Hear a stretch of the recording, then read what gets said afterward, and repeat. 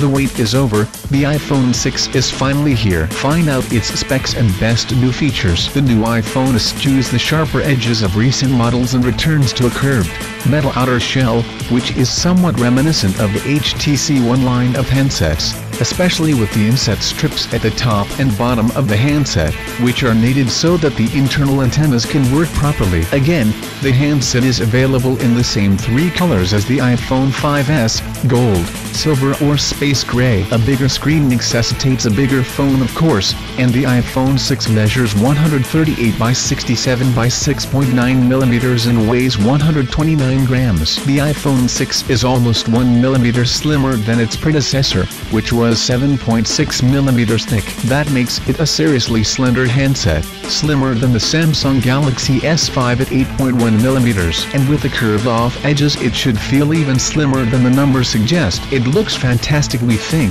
and this slender appearance is down to Apple not boosting the battery size, but instead trying to make the handset more power efficient. The handset still retains the circular Touch ID button at the bottom of the display, but the power button has now moved to the side of the iPhone so that it's easier to reach given the new, larger handset. The mini jack headphone socket remains at the bottom of the phone, alongside the lightning connector and mono speaker. The latter is a disappointing omission, as we love stereo speakers on a phone as on the new Moto G. Also missing is wireless charging. Another pity is having the same system as the Apple Watch would have been a neat trick. The 4.7-inch screen, up from 4.3 inches on the iPhone 5s, has 38% more pixels than its predecessor with a resolution of 1334 by 750. That's short of the full HD resolution we expected, but it's still a very respectable 326 ppi, the same pixel density as we saw on the iPhone 5s. Given that the iPhone 5s screen was sharp enough,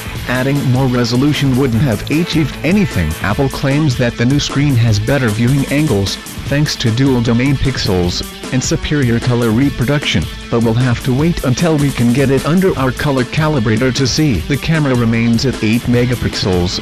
It seems that Apple isn't convinced of the benefits of a higher resolution sensor, and we largely agree in principle. The big 1.5 micron pixels from the iPhone 5s make a return, so low light photography should be good. The big addition is phase detect autofocus, with dedicated focus sights built into the sensor, as you see on DSLR cameras. This should allow for far faster focus times. There's an improved front-facing FaceTime camera as well, with a new sensor and bigger aperture, for 81% more light than the previous model. Inside is a new Apple A8 processor which has 2 BN transistors, that's twice as many as the old A7. Apple is claiming the new 20nm chip has 50% more graphics power than its predecessor. Great news for gamers, plus it's also 25% faster as a CPU, so the new iOS 8 operating system should run very smoothly indeed. Amazingly, it's also 50% more energy efficient, which should bode well for both battery life. Apple is claiming 10 hours of browsing from the device,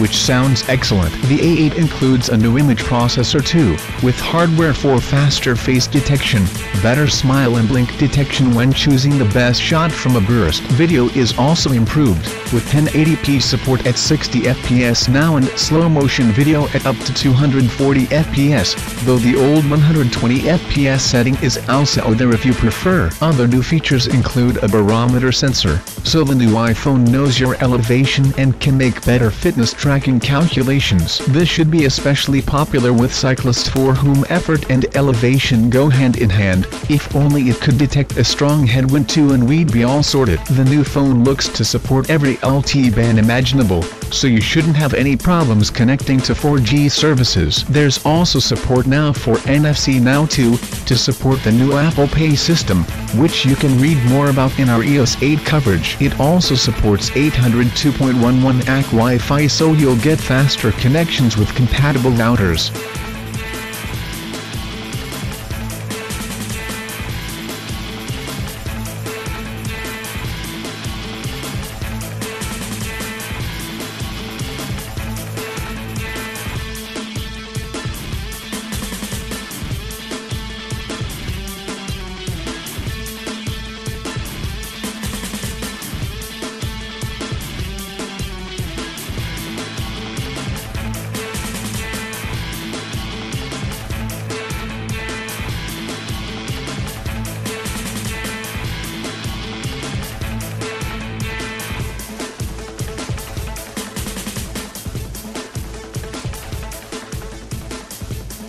Thanks for watching New Tech channel. Stay tuned and subscribe for more videos.